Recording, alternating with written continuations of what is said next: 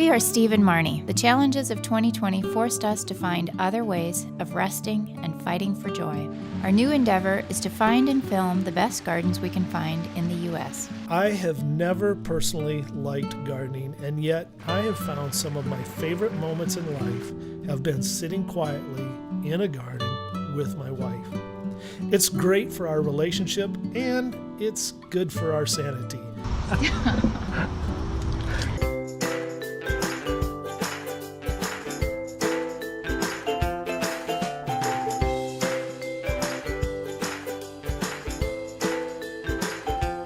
We would really appreciate you clicking on the YouTube subscribe button, and make sure to hit the bell to not miss any upcoming episodes. We're back, and we're in Rockford, Illinois. We are at the Anderson Japanese Garden at the moment. We're going to hit 3 small gardens today. We'll be going to this one, the Anderson Japanese Garden. The most Japanese sounding garden. Yes, it is a Swedish name, I believe, for a Japanese garden. We're going to go to the Nicholas Conservatory, and we're going to go to the Clem Arboretum and Botanic Gardens. And today we get to be with our daughter as well. This is Ashley. Mm-hmm. And so Steve, Marnie, you might know us if you've been here before. Mm-hmm. Yeah, what do you guys think of the Japanese garden? Very pretty, very intentional, a lot of work, a lot of upkeep.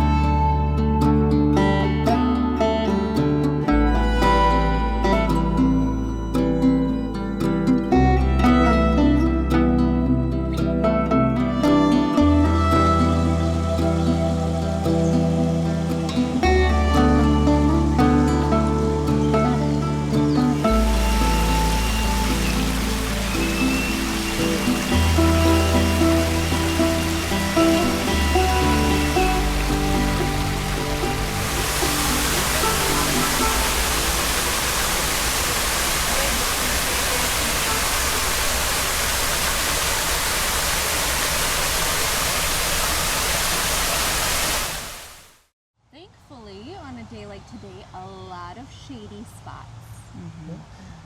And I noticed a lot of places to sit. Like Yes, they gave a for sure. lot of places to sit. Too many places anymore take out all their benches. Right. So it's, well, and especially since COVID, I know a lot of places took out any of their seating areas and became very hostile environments to the public, but this is very refreshing for multiple reasons then. We've still got the sound, the hum of the city behind us, of Rockford. But right here, I mean, there's a lot of the sound of water and birds, lots of chipmunks running around. And many varieties of trees, which has been very lovely. So it's hard for me to get very far when I start walking because I'm stopping every 2 steps. A lot of acers, Japanese maples. How about you, dear? What's been your... Well, Some I of your would favorites. say in my recollection, it's the most beautiful entrance to a garden. It was a long, meandering Yeah. walkway that was so full, and everywhere you stopped, you could, change your perspective and see a different angle of that beauty, of the placement, and that's what I really love about a good garden for me is full variety. And the different heights, the different textures and colors, beautiful. So yeah, I'd say it's the most beautiful entrance. Right. So many of the gardens, you just go up to the building, you go in through the doors, and then Parking out through lot, the doors, yeah. and then you're into the garden where... I mean, yeah, by the time we got to the, building to purchase tickets, the Welcome Center, I'd almost forgotten, get caught up in everything so beautiful on the way. It had been worthwhile already just walking sure, up to for the sure. entrance, yeah. Absolutely. A lot of hostas, a lot of variety of hostas. Lots. There was the one area in particular where we came around a curve as we're getting close to the entrance, and it was full of hostas on the left side and then on the right side, and it was just like, I don't know how many hundreds and hundreds of the same variety, and that was also very nice to have a texture, so then you're focusing on the color and the texture, that Yeah, would be very nice. the variety of texture and the contrast of color is also very intentional here, it seems. They make sure to show off the red, to show off the powder blues, stuff like Yeah. that. Well, and the wildlife's been fun too. For The sure. turtles and ducks and mourning doves and hearing cardinals, hearing robins. Fair amount of bees, which is nice to see. I think I saw a soggy oriole Oh yeah. having just come up from bathing Oh, a in bath? in the creek. Koi in the water as well. They're so shy. They're coy, so. Sounds like the waterfall took 3 years to make. That's stunning. Like, that's really it was amazing. very beautiful. I see a mallard swimming by right down there right now, actually. Beautiful. Yeah. Yeah, what I would wish for, we've talked about, we wish that we could take out the road noise. You can still filter through it and hear Yeah. the nature. One of the most difficult things I find with so many botanic gardens is you're usually near a major highway and then it's loud. Unlike the one time at Clark Gardens in Texas, I was just talking about how it's nice to be quiet and then a helicopter comes over the top of us. But the Bach Tower Gardens in Florida, they were really quiet except for the big instrument which plays the large bells. But that's part of the But it was, intentional yeah, it was sound. beautiful. Right. But that one was one of the most peaceful gardens we've been to, actually. Well, and I was going to say Tulsa also, because yeah. it was out in the country, it was a lot quieter. The Tulsa Botanic Garden, which is a newer garden, but boy, they have done a lot already. And again, built kind of on a pond, on a lake, and they were super friendly, super kind. They let us come in on a day that it was closed. Maintenance day. Yeah, and they let us come in to record it specifically, which was so nice of them. Yeah, it's incredible. My understanding of a lot of Japanese design is that it's intentionally slowing you down. That's why the rocks that are uneven. So in America, we have all this, safety first, OSHA, whatever, and so everybody's trying to be careful, don't trip. And in Japanese gardens, they intentionally are trying to make you be thoughtful and watchful where you're stepping. Yeah. Which the best example, of course, is by the waterfall, Yes. where there's Yes. rocks and then specifically set Right. that you have to zigzag and Yeah, well, slows you they've down. very intentionally planted some stones flat with some of the pathways so that people who are wagoning their children around or they have whatever mobility Sure. needs, Yeah. like that they can still Right. experience that one way or another. Because there's other ways around. You right. don't have so to there are go multiple that, right. pathways. Yeah. But yeah, and so even on the flat pathways, they've taken different colored and different sizes of stone and inlaid it level. With Then of course you got to love the arch bridges always. for sure. That's always nice. Well, and every bridge I think was done differently. I don't think we saw a bridge that was constructed the same. Right. Yep. And I don't remember noticing before, but it probably is an element in a lot of Japanese garden, but where they have boulders that have, a concave area to catch the water. Oh, right. And there's a lot of that here. Yes. Very interesting and Right. functional for the animals.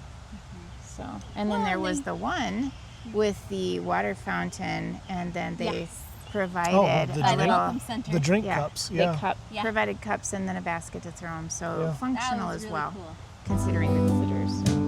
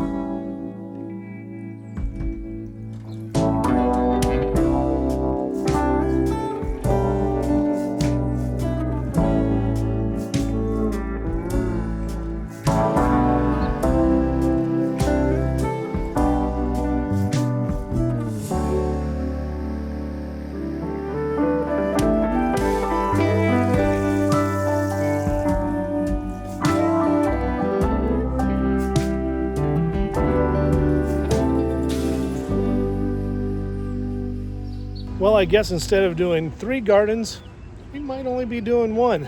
Sounds like there's some weather activity coming in the next like half hour or so, and possible tornadoes and stuff.